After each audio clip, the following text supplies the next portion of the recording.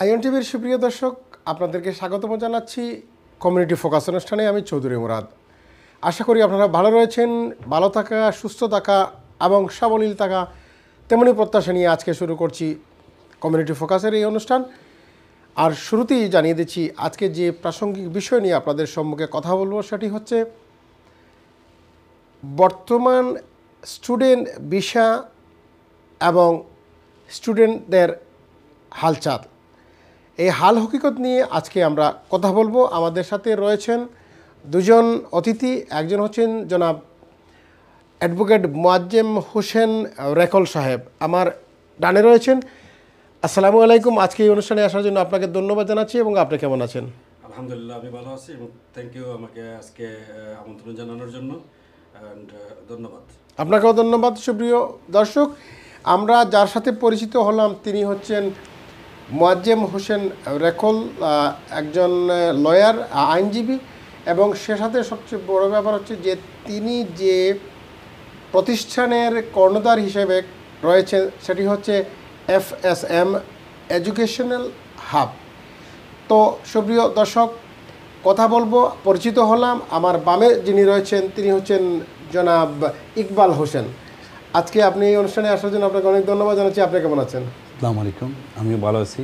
আমাকে আপনাদের অনুষ্ঠানে আমন্ত্রণ করার জন্য ধন্যবাদ। আইএন টিভিকেও ধন্যবাদ। আপনাকে অনেক ধন্যবাদ। সুপ্রিয় দর্শক, যার সাথে এখন পরিচিত হলাম তিনি হচ্ছেন আমাদের এই যে বিশেষ করে প্রবাসে ট্রাভেলিং ব্যবসা অন্যতম একজন পরিচিত ব্যবসায়ী জনাব ইকবাল হোসেন এফআরজে ট্রাভেলসের স্বত্বাধিকারী।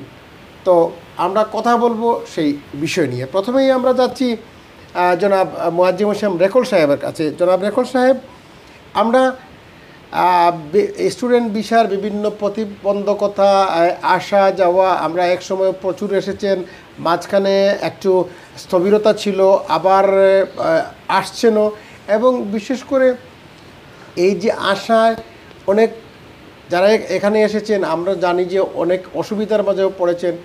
তো আমরা ছোট্ট কথায় আমরা জানতে চাইব যে একজন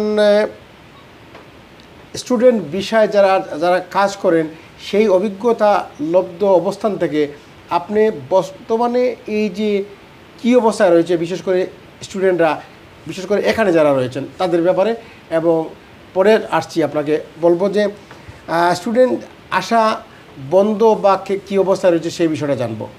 তো আমরা প্রথমেই জানবো যে যারা এখানে সামগ্রিকভাবে ছাত্র বিষয় এবং ছাত্রের অবস্থান ব্রিটেনে, সেই বিষয় নিয়ে কথা বলবেন। ধন্যবাদ মুরাদ সাহেব। বেসিক্যালি আমরা স্টুডেন্ট বিজনেস করি। ইন্টারন্যাশনাল স্টুডেন্ট যারা আছে আমরা ইউনিভার্সিটির রিপ্রেজেন্টেটিভ হিসাবে আমরা ওনাদের ফাইল প্রসেস করি, গাইডেন্স দেই, অ্যাডভাইস দেই কীভাবে ওনারা স্টুডেন্ট ভিসা আসবেন। ব্রিটেন সেই অতীতকাল থেকেই আন্তর্জাতিক মানের একটা এডুকেশন ব্যবস্থা তাদের আছে। সুতরাং এখানে সবারই স্টুডেন্টদের প্রথম পছন্দই থাকে যে ব্রিটেনে আসবেন, এখানে পড়ালেখা করবেন, এবং এদের এডুকেশন সিস্টেমটাও খুবই উন্নত মানের সেই প্রাচীনকাল থেকে।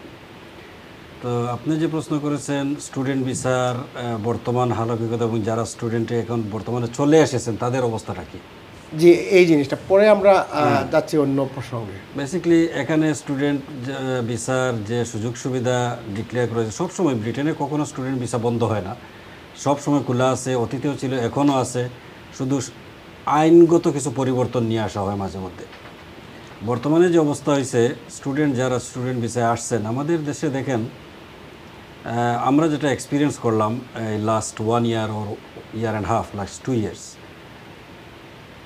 প্রচুর স্টুডেন্ট সিলেট বিভাগ থেকে এসেছেন। কম্পেয়ার টু আমাদের বাংলাদেশের অন্য ডিস্ট্রিক্ট যদি আমরা দেখি, সেখান থেকে অনেক স্টুডেন্ট কম এসেছেন। কারণটা হচ্ছে সিলেট থেকে যারা স্টুডেন্ট আছেন এদের অনেকের মধ্যে আমরা যেটা এক্সপিরিয়েন্স করলাম, এদের উদ্দেশ্য ছিল না এখানে পড়াশোনা করার। ওনারা স্টুডেন্ট ভিসা নিয়ে আসছেন। আমি বলবো যে এটা একটা সুযোগ নিছেন এরা, যে স্টুডেন্ট ভিসা এখানে আসবেন, পরে অন্য কিছু চিন্তা করবেন। যারা দেখেন মাস্টার্সে এসেছেন এরা 1 বছরের কোর্স কমপ্লিট করেছেন। এখন অনেকেই, এটা পার্সেন্টেজ ওয়াইজ আপনি বলতে পারেন মোর দেন 95%, এরা কিন্তু কেউ ড্রপ আউট হয় নাই। এরা স্টুডেন্ট কন্টিনিউ করছে, পড়াশোনা করছে, টিউশন ফি প্রপারলি দিছে এবং এরা এখন পিএসডাব্লিউতে আছে। এদের ভবিষ্যৎ ব্রাইট ব্রাইট। এরা যে স্টেপ আছে 10 ইয়ার্স রুটে স্টেপ, এই স্টেপ ফলো করে এরা এখানে সেটেল হতে পারবে। অনেকে কিন্তু ভালো ভালো জবও করতেছে। আপনি বলতে চাচ্ছেন যে যারা গ্র্যাজুয়েশন করে মাস্টার্সে লেখাপড়া করতে এখানে এসেছেন অর্থাৎ হাইয়ার এডুকেশনের জন্য, তারা কিন্তু অনেকেই ক্যারিয়ার করছেন, তারা সেইখানে অন্য পথ খুঁজছেন না। হ্যাঁ, তো সেই জায়গায় দেখা যাচ্ছে তাদের জন্য সুযোগ সুবিধা রয়েছে। যারা পড়ালেখা করে এইখানে শেষ করবে, এন্ডোজ করবে অন্য প্রফেশনে, তারা কিন্তু এখানে সেটেল হওয়ার সুযোগ রয়েছে এবং তাদের অবস্থানগত দিকও আরও ভালো এবং উন্নত থেকে উন্নততর হবে। আচ্ছা আচ্ছা। সেকেন্ডলি, যারা ফাউন্ডেশন ইয়ারে এসেছে ইন্টারন্যাশনাল স্টুডেন্টস, এদের কাছে আমি বলবো, যেটা আমি এক্সপিরিয়েন্স করেছি, এদের মূলতই উদ্দেশ্য ছিল না যে এখানে এসে পড়ালেখা করার। এবং এরা ফাউন্ডেশন ইয়ারের ধরেন আপনি প্রথম দিকে স্টুডেন্ট ভিসার প্রথম দিকে ইউনিভার্সিটিরা সুযোগ দিয়েছিল ওকে 30%, 40% টিউশন ফি দেন, আমরা কাজ ইস্যু করবো, ভিসা হয়ে যাবে। কেন তো জানেন আপনি, ইন্টারভিউ নাই, শুধু আইএল টেস্টটা থাকলেই চললো। এই রিকোয়ারমেন্টগুলো ফিল আপ করে ওনারা এসেছেন। কিন্তু আসার পরে এখানে আবার ফাউন্ডেশন ইয়ারে বা অনার্সে ড্রপ আউটের সংখ্যাটা মোর দেন 50%। এরা আন্ডার গ্রাজুয়েশন করছে, এরা কিন্তু ড্রপ আউট হয়ে গেছে বেশি। জি, ড্রপ আউট হওয়ার কারণে অবভিয়াসলি এখানে যে স্টুডেন্ট ভিসা, ওনাদের ভিসার যে রাইটস যেটা আছে, ওই রাইটসে যে ফ্যাসিলিটিসগুলো পাওয়ার, যেহেতু স্টুডেন্ট ভিসা থেকে মুভ হয়ে গেছে, টিউশন ফি দেয় নাই, কলেজ থেকে উইথড্রন হয়েছে, ইউনিভার্সিটি থেকে উইথড্রন হয়েছে, সুতরাং তাদের তো অল্টারনেটিভ পথ খুঁজতে হয়েছে। যে যার মতো অল্টারনেটিভ পথ খুঁজেছে এবং এরাই সাফার করতেছে। যাদের যে রিকোয়ারমেন্ট ছিল, সেই রিকোয়ারমেন্ট থেকে তারা কন্ডিশন যে ছিল, রিকোয়ারমেন্ট কন্ডিশন, সেটা তারা ফুলফিল করতে ব্যর্থ হয়েছে। সেজন্য কিন্তু দেখা গেছে তারা আবার বিপদে পড়ছে। বিষয় এখন আর অ্যাকশন করা যাবে না, অথবা তারা রেগুলারাইজ না হলে স্টুডেন্ট, তখন তাদের বিষয় অ্যাকশন হবে না। তখন এখন মানে শ্যামরা কিনা কুলটা কি এমন অবস্থা, কোনো দিকেই কিন্তু এই অবস্থায় যখন আপনার ইমিগ্রেশন স্ট্যাটাসটা নষ্ট হয়ে যাবে, থাকবে না, বা তখন আপনার কাজের রাইটও থাকবে না, তখন তো অবভিয়াসলি আপনি ইলিগেল হয়ে গেলেন। এদেশে আপনি একটা ট্রাভেলিংয়ে পড়বেন, কাজ পাবেন না, বিভিন্ন ধরনের সাফার করতে হবে। তো এটা দেয়ার ওন মেড। এটাকে আমি বলবো না যে ব্রিটিশ ইউনিভার্সিটি কলেজের কোনো দায়বদ্ধতা এখানে আছে। ধন্যবাদ আপনাকে সুন্দর কথা বলার জন্য। আবারও আসছি, আপনার সাথে কথা বলবো, যাচ্ছি জনাব ইকবাল হোসেন সাহেবের কাছে। জনাব ইকবাল হোসেন সাহেব, আপনি ট্রাভেলিং ব্যবসার অবশ্যই একজন অভিজ্ঞতা লব্ধ, দীর্ঘদিন থেকে প্রায় বছর 20 মতো হয়তো আপনি এই ব্যবসার সাথে জড়িত রয়েছেন। তা আমি যে জিনিসটা যাচ্ছি, দেখা যাচ্ছে যে বিশেষ করে ট্রাভেলিং কিন্তু আপনি যে কোনো বিষয় হোক, একজন মানুষ যদি স্থায়ী হয়ে আসে, স্টুডেন্ট বিষয়ে আসে, কেয়ারার বিষয়ে আসে, বা পৃথিবীর কোনো জায়গায় যে কোনো জায়গায় যায়, কিন্তু সেটা হলো কি, এটা বিষয়টা হচ্ছে একটা দেশ থেকে আরেকটা যাওয়া মানেই ট্রাভেল করা। সেই ট্রাভেলিং করার অবস্থানগত দিয়ে একটা কিছু যেভাবে স্টুডেন্ট রিকোয়ারমেন্টের জন্য তার কিছু IELTS আছে, আরও বিভিন্ন বিষয় আছে, কিন্তু এক দেশ থেকে আরেক দেশে যাওয়ার জন্য কিন্তু আপনি যদি যেতে চান, তা বিমানের টিকিটের দরকার হয়। তো টিকিটের ক্ষেত্রে দেখা গেছে আমরা যতটুকু পরিলক্ষিত হয়, আমরা যারা মনে করেন আমরা এইখানে স্থায়ীভাবে বসবাস করি বা ব্রিটিশ নাগরিক, বাংলাদেশের ডুয়েল সিটিজেন, আমরা বাংলাদেশে যাই বা অন্যান্য দেশে যাই, বেড়াতে যাই বা কয়েকদিনের জন্য হলিডেতে যাই, সেই জায়গায় তার একটা সিস্টেমেটিক্যালি ভাড়া থাকে। কিন্তু দেখা যায় যে আননেসেসারি অথবা নেসেসারি, আমি জানি না কেন স্টুডেন্ট বা অন্যান্য বিষয় যারা বিভিন্ন দেশে যায়, তাদের কিন্তু বিমান ভাড়া এত বাড়িয়ে দেওয়া হয় কেন? আসলে ধন্যবাদ মুরাদ ভাই। আপনি বলছেন যে বিমান ভাড়া বাড়িয়ে দেওয়া হয়েছে না, আমার বড় ভাই বলছেন যে না, এই ভিসাগুলো হলে প্রসেসিং করতে হয়, যেগুলো রিকোয়ারমেন্ট যে জিনিস, টিকিটের বেলা অন্য কান্ট্রি যেতে হলে আপনার ভিসা থাকতে হবে, ওই ভিসা না থাকলে তো আপনি ইউরোপে যেতে পারতেছেন না। হ্যাঁ, বা যে কোনো কান্ট্রি যেতে হলে আপনার ভিসা মাস থাকতেই হবে। এখন আসছে আপনার বলতে বিমানের কথা। বিমানটা হচ্ছে সিজনাল ব্যবসা। যখন আমাদের ইউকেতে হলিডে টাইম থাকে, অটোমেটিকলি চাহিদা বেড়ে যায়, লোকজন সবাই যাবে। হ্যাঁ, ফেয়ারটা অটোমেটিক বেড়ে যায়।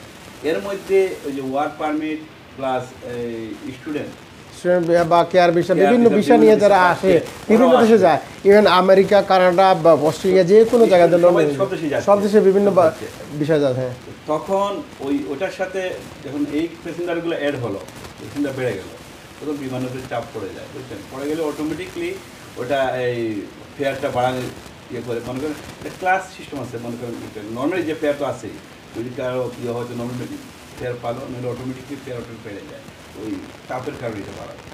আমি যে এই যে ক্লাস যেটা বলেছেন আমি আমার অভিজ্ঞতা অনেক এই ব্যাপারে আছে, সেটা আমি সেদিকে যাচ্ছি না, কিন্তু ক্লাসের এটা কোনো ভেরিফিকেশন না, এটা এক ধরনের ম্যানিপুলেট করা হয়, সেটা আমরা ওইদিকে যাচ্ছি না।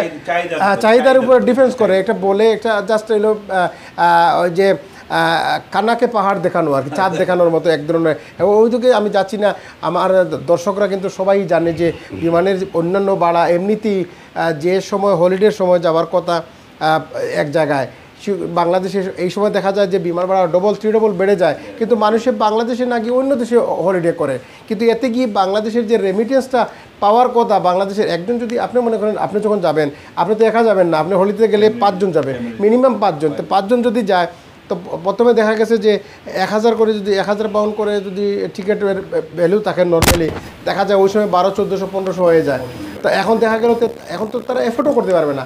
আবার যদি একটা পরিবারে 5-7 জন যায়, তো বাংলাদেশে সে যাওয়ার পরে তো 15-20 লাখ টাকা তো খরচ করেও আসে, দেশের তো উন্নয়ন নয়, তো সেইখানে আমরা যাচ্ছি না, এইখানে অনেক জটিলতা রয়েছে।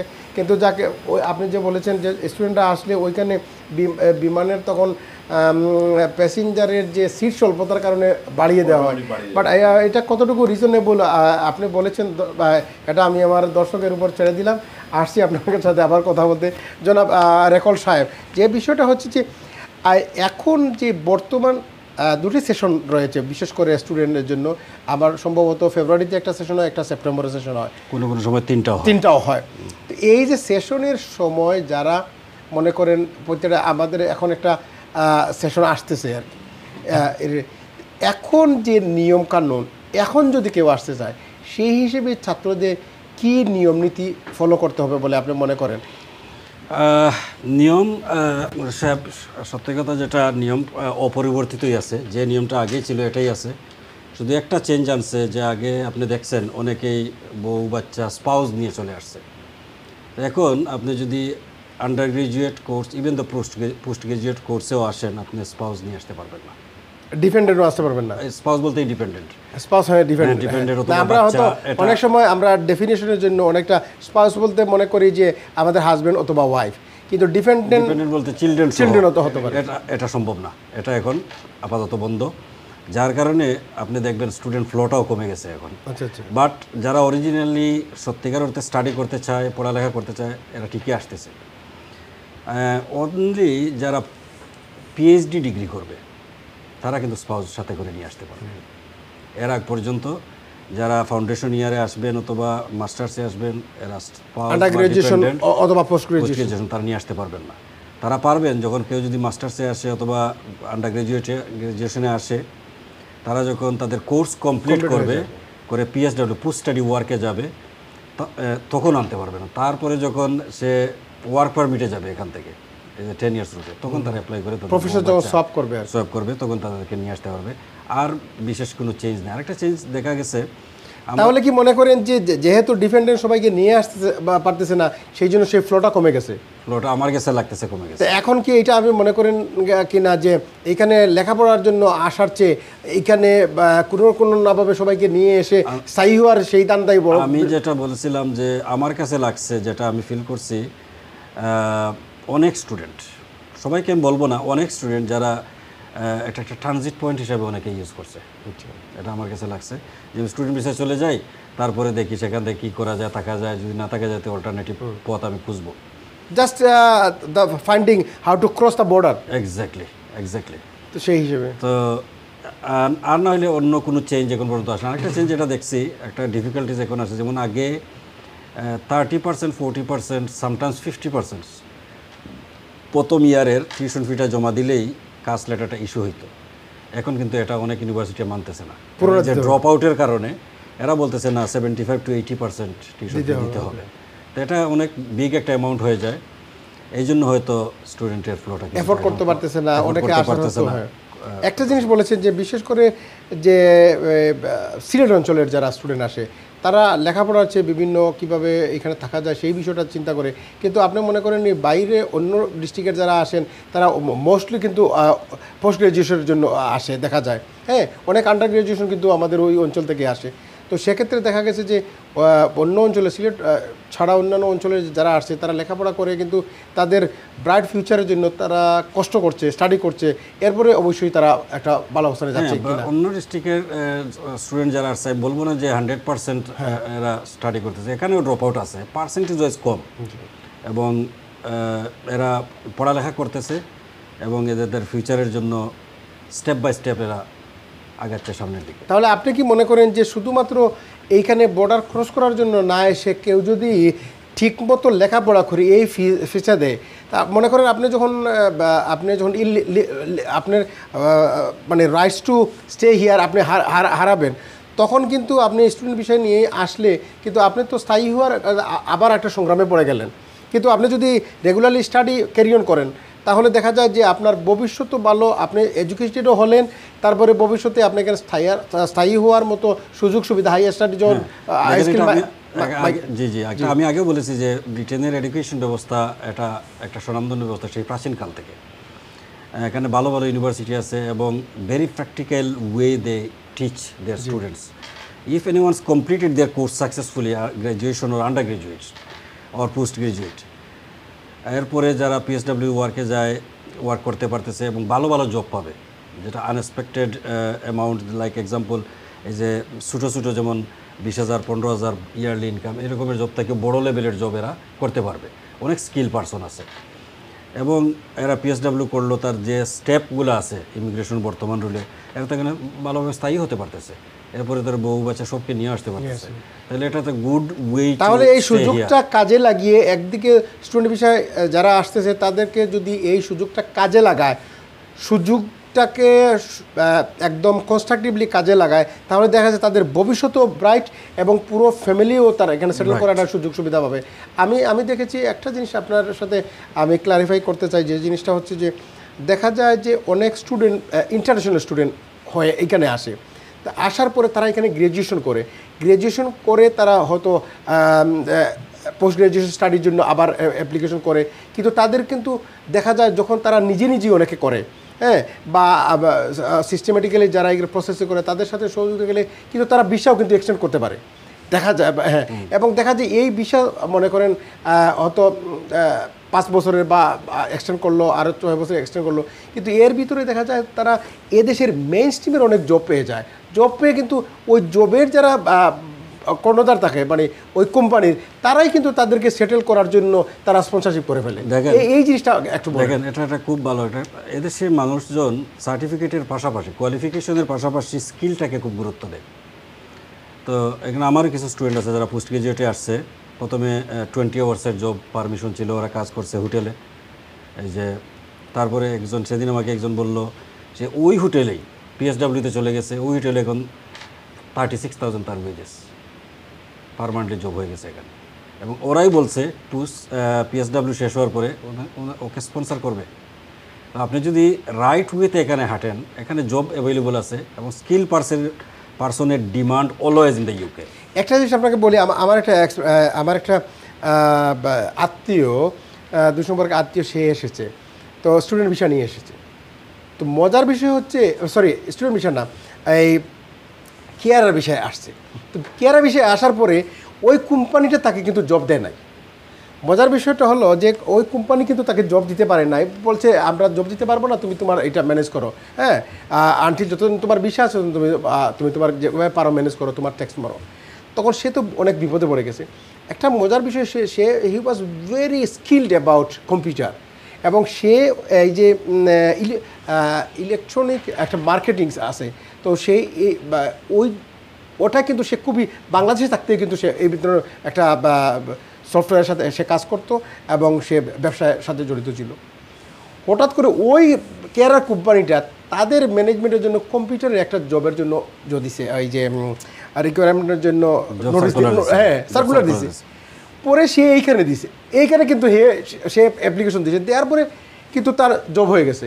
এখন সবচেয়ে মজার ব্যাপার হচ্ছে যে তার আমার মনে হয় যে আওয়ারলি মোর দেন 50 পাউন্ড তারা যে জায়গায় কেয়ারার হিসেবে দিতে পারে না, কিন্তু ওইখানে তার কম্পিউটার রিলেটেড ওয়ার্কের জন্য সেম কোম্পানিতে কাজ কাজ হয়ে গেছে। হয়ে গেছে। মার্কেটিং বা সোশ্যাল মিডিয়া মার্কেটিং, হ্যাঁ, মার্কেটিং কিছুর উপরে। তো এখন সবচেয়ে বড় ব্যাপার হচ্ছে যদি আপনার যে স্কিলটাকে যদি ডেভেলপ করতে পারেন, তাহলে আপনি একটা অসহনীয় বা দুরাবস্থার মাঝেও কিন্তু আপনি উঠে যাবেন। সুযোগের কোনো অভাব নেই এদেশে। স্কিল পার্সনের জন্য হিউজ অপরচুনিটিস এভরিওয়্যার। রাইট পথে আপনি থাকতে হবে, রাইট পথে যেই থাকবে, ওয়ার্ড পারমিটে আসুক আর যে আসুক, স্টুডেন্ট বিষয়ে আসুক, কেরার বিষয়ে আসুক, থাকতে হবে। হ্যাঁ, রাইট পথে থাকলে আপনি ধীরে ধীরে ধীরে আপনার পার্ট বাই পার্ট যেটা দরকার আছে, যে সময় দরকার আছে, তখন ওটা কাজে না ডিমান্ড, এই দেশে চাকরির ডিমান্ড আছে, কিন্তু আপনার ইউনিট স্কিল। বাংলাদেশে মনে করেন সার্টিফিকেট দেখে, এইখানে কিন্তু সার্টিফিকেটের সাথে সাথে স্কিলটা দেখে। আপনার সেই স্কিল থাকে, তখন দেখা যায় অনেক সময় দেখা যায় যে ভিসার কোনো ব্যাপার না, যদি লিগেলি আপনি স্টে করেন তাহলে তারাই স্পন্সর করে, তারাই রেখে দেয়। You need to get a lot of opportunity to swap to different companies. Different company Easy. তারাই সুযোগ দেবে, তারাই আছে, সুযোগ দিবে বিভিন্ন কোম্পানি এইভাবে হচ্ছে। আর এরপরে আমি জানি যে হোটেলের কথা বলছেন, আমার একটা কলিগ আছে সেইভাবে কিন্তু হ্যাঁ।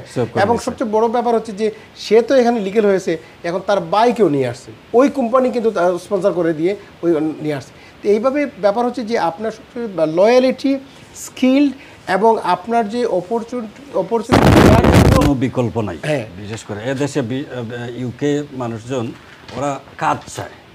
আমি যদি আমার কোম্পানিতে একজন আমি রিক্রুট করি, আমি তার কি কোয়ালিফিকেশন কী আছে সেটা আমি পরে চিন্তা করব, চিন্তা করবো সে আমাকে রিটার্ন কী দিচ্ছে।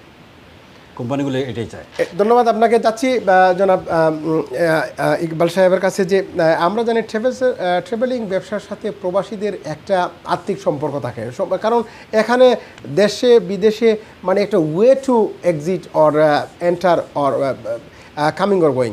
তো সেই জায়গায় আমরা দেখতে পাচ্ছি যে আপনারা এই যে ব্যবসার এখন বিশেষ করে হালচালটা কেমন কেমন যাচ্ছে, আগের থেকে ভালো কিনা? আর এখন তো ঈদ আসছে, এবার কুরবানির ঈদও আসছে, তো সেই কুরবানির ঈদে কি মানুষ কেমন দেশে যাচ্ছে এবং তার সেখানে কি কোনো প্রতিবন্ধকতা আছে কিনা, বিশেষ করে ফেয়ারের ব্যাপারে অর্থাৎ ভাড়ার ব্যাপারে, অথবা বাংলাদেশে যে এই যে এখন মনে করেন ফ্লাডেড এভরিওয়্যার, সেখানে দুর্যোগপূর্ণ একটা অবস্থা, সেইখানে এই যে প্রবাসীর মানুষেরা কিন্তু দেশের মানুষের জন্য সবসময় তাদের কায়িক পারিশ্রমের অর্থ সবগুলা সহযোগিতা করে থাকে।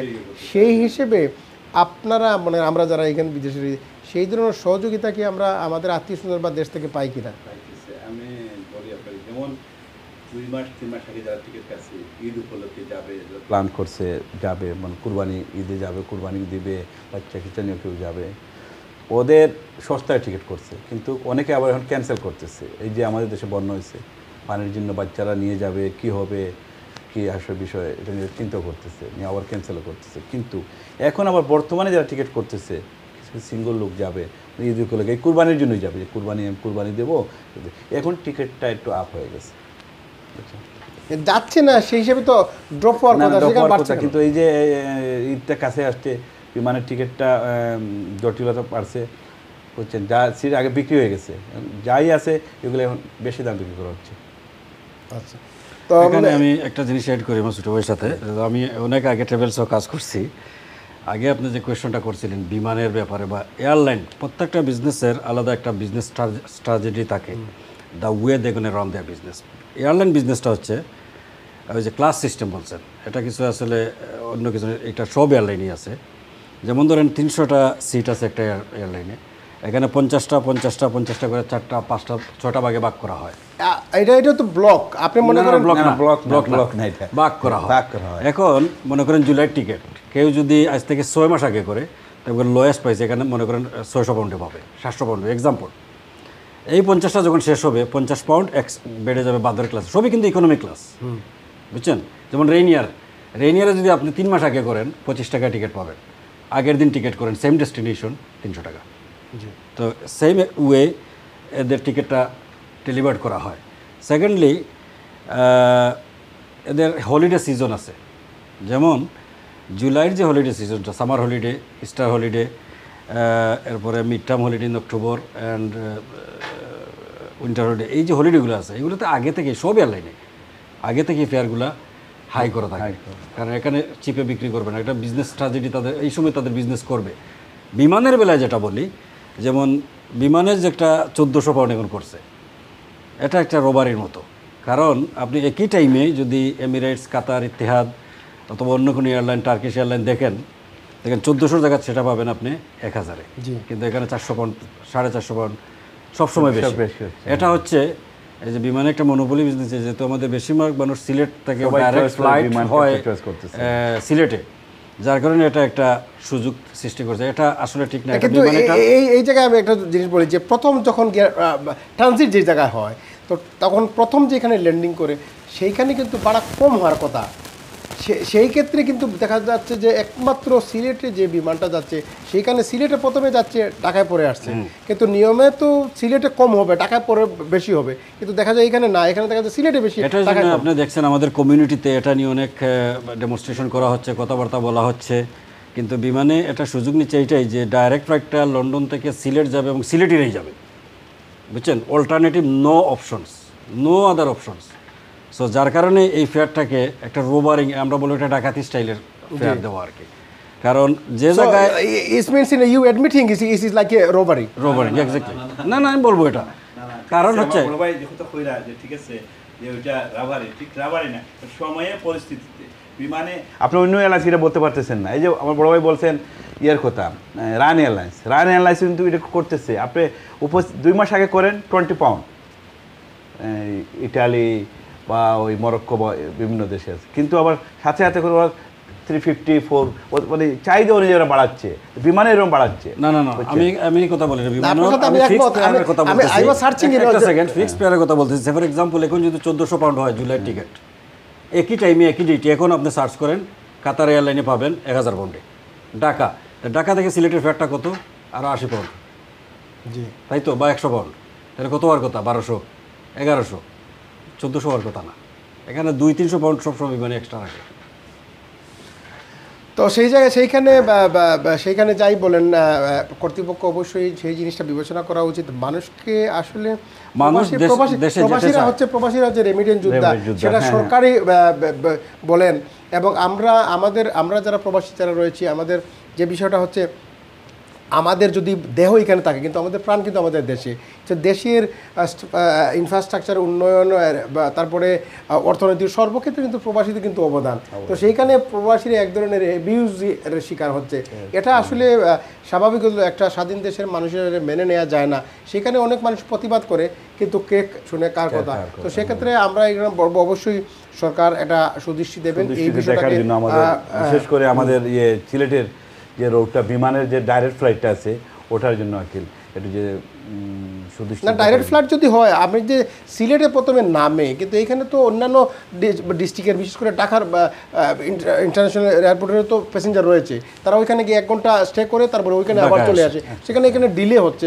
হ্যাঁ, তো যে জিনিসটা হচ্ছে যে আমরা যাই বলি না কিন্তু বাস্তবতা সবই বুঝে এবং জানে। সেই ক্ষেত্রে কিন্তু এটা অ্যাবিউজিং না, এটা সহানুভূতি অবশ্যই প্রবাসীরা বলতে চাচ্ছি, এটা অগ্রহণযোগ্য ফেয়ার, এটা কম্পারিজন করে অন্য এয়ারলাইন্সের সাথে একটা সামঞ্জস্য রেখে। হ্যাঁ, ডাইরেক্ট ফ্লাইট হিসাবে অন্য এয়ারলাইন্সে যদি ডাকা যায়, আপনি একটু লিমিটেড কিছু এক্সট্রা অ্যামাউন্ট আপনি ফেয়ার দিতে পারেন, কিন্তু তার মানে না যে 300-400 পাউন্ডের বেশ কম হবে। এটা অগ্রহণযোগ্য।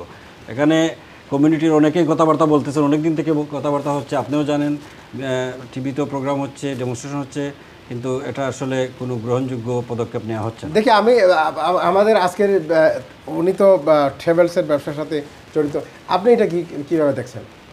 না, আমি যেভাবে দেখছি বলতে আমি ওইটাই বলতেছি যে সময়ে আর সুযোগে, যখন আপনার ওই যে বড় বলতে গেলে আপনাকে যে হলিডে টাইম থাকে, অটোমেটিকলি চাহিদা বেড়ে যায়। চাহিদা বাড়লে অটোমেটিকলি ওই যে মানে 100 সিট বিক্রি হয়ে গেছে নর্মাল ফেয়ারে, হ্যাঁ, তখন আবার 50 বাড়া নিয়েছে, তখন আবার 100 বাড়া নিয়েছে। কিন্তু প্রথম ফেয়ারটা জুলাইতে একটু ফেয়ার আপ থাকেই, বিমানে সবসময় আপ থাকে, বুঝছেন? তো ওইখান থেকে শুরু করে ধীরে ধীরে ধীরে ধীরে বাড়তে থাকে। অন্য এয়ারলাইন্সের যেগুলো মনে করেন কাতার বা আমিরাত, এগুলা কম বলতে যে এত কম না, তারপর 200-300 ডিফারেন্স থাকে। কিন্তু আরেকটা জিনিস এই যে বললেন যে কে ক্লাস বা জি ক্লাস বা এম ক্লাস, বিভিন্ন ক্লাস আছে। এটা আসলে আপনি আমাকে যদি বোঝান না কেন, আমরা তো very option with white on the জানি। মনে করেন আপনি এটা হলো নাম্বার, সিটের নাম্বার, এখানে হয়তো একদম পিছনের দিকে আছে, মধ্যখানে আছে, তারপরে তো মনে করেন সবগুলাই নরমাল, সব ইকোনমি, কিন্তু ইকোনমি থাকে। কিন্তু ব্যাপার হচ্ছে কি যে এই যে যেটা আপনি বলছেন, হয়তো এখান থেকে পিছন থেকে নিয়ে হয়তো সামনের দিকে তারা টিকিটকে ইস্যু করা হয়। কিন্তু আসল বিষয়টা হচ্ছে যে এখানে কি আপনারা কোনো ম্যানিপুলেটিং করেন কিনা, যে মনে করেন অনেক আছে যে কে ক্লাস, আচ্ছা দেখতেছি আমরা কে ক্লাসে, কিন্তু কে ক্লাস তো আমি জানি না কোন ক্লাস। হ্যাঁ, আমি যখন বিমানে উঠবো তখন আমরা দেখবো সিটের মাঝে কে এ বি সি এভাবে হয়তো লেখা। হ্যাঁ, কারণ বাংলাদেশ বিমানে মনে করেন যেটা বোয়িংগুলোর আছে 3টা পার্ট থাকে, মানে 9টা সিটে থাকে, মাঝখানে 2টা গ্যাপ এবং 3 সিট এইভাবে। তো সেই জায়গায় আমি এই তো গত মাসে বাংলাদেশে গেলাম, যাওয়ার সময় মজার ব্যাপার, পুরো বিমানটাই একদম ফুল। অনেক সময় দেখা যায় বিমান ফাঁকা থাকে, কিন্তু আমার মজার ব্যাপার হচ্ছে যে বিমানটাই কিন্তু ফুল ছিল, কিন্তু আমার যে 2টা সিট খালি ছিল। হ্যাঁ, আমি কিন্তু একদম শুয়ে গেছি। তা আমাকে একজন বলছে যে মুরাদ ভাই, মনে করছে যে হয়তো মনে হয় আমি একটা রিজার্ভি 3টা নিয়েছি, আসলে না। আরেকজনে বলছে যে মুরাদ ভাই জানি আপনার ফাটা কপাল, মানে আপনার কপালটা খুবই ভালো, আপনি আসলে শুয়ে গেছি এক ঘুমে। কিন্তু আমি সিলেট না, ফজর 6টা বেজে গেছে, উঠে ফজরের নামাজ পড়ছি আর কি। তো এখন ব্যাপার হচ্ছে যে আসল বিষয়টা হচ্ছে যে আমরা যেভাবেই হই না কেন, বিমানে খালি সিট যাক, বড় সিট যাক, সবগুলো কিন্তু একটা শহরীয় পর্যায়ে যদি এগুলা করা হয়, মানুষ এখানে উৎসাহিত হবে। মানুষ অন্যান্য দেশে আরেকটা জিনিস হচ্ছে রেকর্ড সাহেব, যে এই ফেয়ারের কারণে অনেক সময় বাংলাদেশে হলিডে না গিয়ে অন্যান্য দেশে, সেইখানে কিন্তু বাংলাদেশ তার রেমিটেন্সটা হারাচ্ছে, সেখানে সুযোগ সুবিধা পাবে। তো সেক্ষেত্রে আপনি মনে করেন, আপনি একজন, যদি আমার জায়গা আছে সাধারণ একজন পাবলিক হিসেবে বাংলাদেশের, যদি আপনি এই ধরনের অসুবিধায় পড়েন, আপনি কি চাইবেন যারা যে কর্তৃপক্ষ রয়েছে, বিশেষ করে আমি নর্মালি আমি ব্যবসায়ী না হয়েও প্যাসেঞ্জার হই, আমি কর্তৃপক্ষ, বিমানের কর্তৃপক্ষ এটাই চাবো যে আমাদেরকে এমন একটা ফেয়ার দেওয়া হোক যেটা বিমানের লস হোক, তা তো কেউ চাবে না। হ্যাঁ, কিন্তু এই রোডে চাহিদা আছে, এমন ফেয়ার দেওয়া হোক, মানুষের বিমানের প্রতি চাহিদা আরও বাড়ুক। হ্যাঁ, অতিরিক্ত কোনো দেওয়া না হোক, এটাই আমি চাবো। একদম বাড়িয়ে না যাওয়ার চেয়ে কমে যদি পুরো বিমানটাই যেমন সিজন ছাড়া, যেমন এমনিতে মনে করেন নর্মালি যে সিজন ছাড়া ট্রেনটা খালি যায়, অনেক সিটে খালি থাকে, সত্যি কথা যেটা, ওটা আমাদের উপরে অনেক ফেসবুকে আপনারা দেখতেছেন করা হচ্ছে, কিন্তু ফেসবুকে দেওয়া হয়ে যায়, ড্রপ করা হয় ফেয়ারটা, তাহলে মানুষের চাহিদা থাকবে, মানুষও যাবে, মানুষ বলবে যে ঠিক আছে আমি অন্য এলাকায় যাবো, আমি তো যাইতেছি, আমি যদি 550 ছিল, এখন 550 নাই, 630 640 নিচে কোনো বাড়ায় নাই, মানুষ কীভাবে যাবে? ধন্যবাদ আপনাকে। সেখানে যেন তারা একটু সহানুভূতি করেন। জনাব রেকল সাহেব, আমাকে এখন বলেন, আমরা যে বিষয়টা আছে যে এখন বর্তমান যদি একজন স্টুডেন্ট বাংলাদেশ থেকে আসতে চায়, তাহলে দেখা যাচ্ছে এখন ডিপেন্ডেন্ট বাস আসতে পারবে না, সে আসতে পারে। এখন আসলে কী ধরনের রিকোয়ারমেন্ট লাগে এমন একটা জিনিস, আর রিকোয়ারমেন্ট যদি এইখানে এসে ফুলফিল করে, আমরা আগেই বলেছি, তাহলে অবশ্যই সে একটা ব্রাইট তার ফিউচার হতো এখানে করতে পারবে। তো সেক্ষেত্রে বর্তমানে ইন্টারন্যাশনাল স্টুডেন্ট, আপনারা একটা ফাইন্যান্সের একটা বিষয় আছে, যেমন অনেক দেখা গেছে যে ইন্টারন্যাশনাল স্টুডেন্ট কি ফাইন্যান্স করতে পারে, বা আপনারা এইখানে যারা হোম স্টুডেন্ট রয়েছে তাদেরকে লেখাপড়া উৎসাহিত করতে এসে বিভিন্ন সরকার এখানে ফাইন্যান্স করে, সেই বিষয়টা একটু বলবেন, এবং ফাইন্যান্স কীভাবে পাওয়া যায়, এবং বা স্টুডেন্ট ইন্টারন্যাশনাল যারা রয়েছে তারা কি এই ধরনের ফাইন্যান্স পাওয়ার কোনো সুযোগ রয়েছে কিনা? ধন্যবাদ। আসলে এখানে 2টা প্রশ্ন আপনি একসাথে করছেন। ইন্টারন্যাশনাল স্টুডেন্ট যারা, তারা নিজেরা সেলফ ফান্ডেড স্টাডি করতে হবে, এখানে কোনো ইউকে গভর্নমেন্ট থেকে কোনো ফাইন্যান্স বা স্টুডেন্ট টিউশন ফিজ এগুলো পাওয়ার কোনো সুযোগ নেই। তবে একটা সুযোগ আছে, যেমন ধরেন কারো যদি IELTS স্কোর ভালো থাকে, সার্টিফিকেট ভালো থাকে, এবং ইউনিভার্সিটিতে সে বাচ্চারা এগুলো পেতে পারে, অথবা স্কলারশিপ মিনস মনে করেন 14,000 তার টিউশন ফি, সেখান থেকে 4,000 হয়তো 3,500, ডিপেন্ডস অফ ইন্ডিভিজুয়াল সার্কামস্টেন্সেস, একটা ফিস টিউশন ফি মাইনাস পাবে, যেটাকে বলে স্কলারশিপ, বাকি টাকাটা দিতে হবে।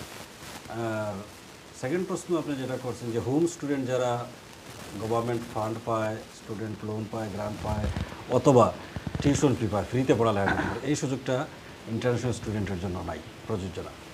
হোম স্টুডেন্টের জন্য যারা ফান্ড পাবে অথবা গ্রান্ট পাবে, অনেকেই করতেছে এইগুলা কোর্স, এটা একটা good opportunity for school and college liver.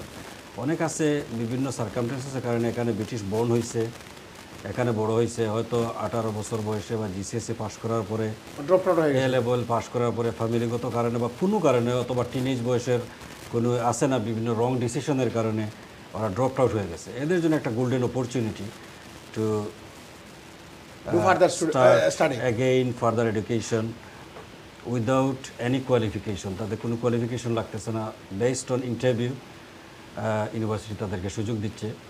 এখানে ফ্যাসিলিটি যেটা পাচ্ছে তাদেরকে কোনো পেমেন্ট টিউশন ফি দিতে হচ্ছে না, এরা eligible for student loan tuition fees. যেহেতু এরা অ্যাডাল্ট হয়ে গেছে, অনেকেই বিয়ে শাদী করে ফেলছে, ফ্যামিলি আছে, অনেকে কাজে ব্যস্ত আছে, যার কারণে তাদের একটা সুযোগ আছে যে ওরা উইকেন্ডে ক্লাস করতে পারবে এবং সপ্তাহে ক্লাস শুধু 2 দিন এবং ফুল টাইম না। তো কাজকে ম্যানেজ করে কেউ পার্ট টাইম কাজ করে অথবা ফুল টাইম যদি কাজ করে তাহলে ইভিনিংয়েও ক্লাস করতে পারতেছে। বেনিফিট যেটা হচ্ছে তার কোনো টিউশন ফি নাই, টিউশন ফিটা স্টুডেন্ট ফাইন্যান্স ইংল্যান্ড যে স্টুডেন্ট লোন কোম্পানি যেটা ওরা পে করবে, ইউনিভার্সিটিকে ডাইরেক্টলি পে করবে। যেহেতু উনি অ্যাডাল্ট, এখানে ওনার ফ্যামিলি এবং আছে বা ওনার একটা লাইফের নেসেসিটি আছে ফর লাইফ এক্সপেন্সেস, যার কারণে ওনাদেরকে স্টুডেন্ট লোন এবং স্টুডেন্ট গ্রান্ট দুইটা, কিন্তু একটা লোন একটা গ্রান্ট। স্টাডির জন্য লোন, ফ্যামিলি লুক আফটারের জন্য গ্রান্ট। না এরকম না, একই সাথে একটা লোন এবং গ্রান্ট দুইটাকে একসাথে করে স্টুডেন্টকে দেওয়া হয় ডাইরেক্টলি স্টুডেন্টের এক্সপেন্স করার জন্য। এখানে কন্ডিশন আছে, যেটা গ্রান্ট দেওয়া হয় সেটা নন পেয়েবল, এটা আপনি পে করতে হবে না, এটা আপনারই। যেটা লোন দেওয়া হয় সেটা একটা ফাইন্যান্সিয়াল থ্রেশহোল্ড আছে, লাইক 27,295 পাউন্ড। আপনি যদি per financial year net income before tax এই পরিমাণ ইনকাম আপনি করেন, তো ওই পয়সাটা আপনি ফেরত দিতে হবে একসাথে না। এটা স্টুডেন্ট লোন কোম্পানি আপনাকে ফোন করবে, আপনার সাথে নেগোসিয়েশন করে আপনার ফ্যামিলি এক্সপেন্সেস পরে কী পরিমাণ আপনার কাছে উদ্ধৃত থাকে তা থেকে আপনাকে একটা ইনস্টলমেন্ট পেমেন্ট সেট আপ করে দেবে। এক্সাম্পল, আপনি এখন 2 বছর এডুকেশন শেষ করছেন, আপনি 2 বছর বা 3 বছর আপনার একটা কাজ পাইছেন যেটা বেতন আপনার ওয়েজেস ইয়ারলি 40,000, হ্যাঁ, তখন অটোমেটিকলি এটা স্টুডেন্ট লোন কোম্পানি HMRCর সাথে কানেক্টেড, ওরাই জানবে যে আপনি এই পরিমাণ ওয়েজেস পাচ্ছেন, আপনার সাথে কন্ট্যাক্ট করবে আইদার চিঠির মাধ্যমে অথবা ফোনে, চিঠির মাধ্যমে করে, তখন আপনাকে ওরা নিজেদের থেকে আপনাকে ইনস্টলমেন্ট সেট আপ করে দেবেন, আপনার সাথে নেগোসিয়েশন করে এটা একটা পেমেন্ট সেটেলমেন্ট করবে। এখন 3 বছর পরে যদি মনে করেন যাইতে তো পারে, কোনো কারণে অসুস্থতার কারণে হোক বা কোম্পানি ডরমেট হয়ে গেছে যার কারণে হোক, আপনার জব চলে গেছে, আপনার আবার কোনো পেমেন্ট দিতে হবে না। তাহলে আপনি বলতে চাচ্ছেন যে বিশেষ করে হোমে এখানে যে কোনো এইজের মানুষ লেখাপড়া করতে পারবে, তার লাইফের ইনহ্যান্সের জন্য এই ধরনের একটা সুযোগ নেওয়া উচিত বলে মনে করেন? একটা সুযোগ নেওয়া উচিত, এবং যারা মনে করেন আগে পড়ালেখা করতে পারেন, শুধু ব্রিটিশ বর্ণ না, ইউরোপিয়ান সিটিজেন যারা আছে এরাও করতে পারবে, রেসিডেন্টও করতে পারে, যে ইনডিফিনিট লিভ টু রিমেইন যারা আছে তারাও করতে পারবে, যারা রিফিউজি স্ট্যাটাস পাইছে 5 ইয়ার্সের এরাও করতে পারবে, যে কোনো স্ট্যাটাসের, but have to be settled. ধন্যবাদ আপনাকে। সুপ্রিয় দর্শক, আমরা কথা বলছি বিশেষ করে এই যে বর্তমান যারা ছাত্র রয়েছেন, ছাত্র এবং তাদের হালচাল এবং বিভিন্ন বিষয় নিয়ে আমরা আলোকপাত করছি। আর এখানে রয়েছেন আমাদের মোয়াজ্জেম হোসেন অ্যাডভোকেট রেকল সাহেব এবং বিশিষ্ট ট্রাভেলস ব্যবসায়ী মিস্টার ইকবাল হোসেন। আমরা যাচ্ছি ছোট্ট একটি বিরতির পরে আবার চলে আসবো, আপনারা যাবেন না কোথাও, থাকবেন আমাদের সাথে স্কাই 7 এর সাথে। ধন্যবাদ সকলকে।